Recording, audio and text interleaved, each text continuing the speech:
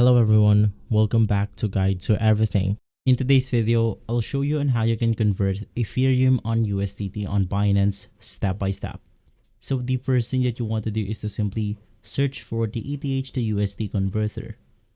Now, from here, just go ahead and navigate through the official website called binance.com convert ETH to USDT.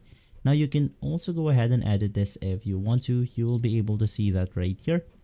Simply inside, you then want to make sure that you have logged in your account, or if you cannot go ahead and see it on the Binance website, just head over to the trade section and then you want to simply head for the conversion right here. Now, once inside, you then want to go ahead and put ETH or USDT right here. Now you can also go ahead and do this from your wallet. Just head over to your spot wallet.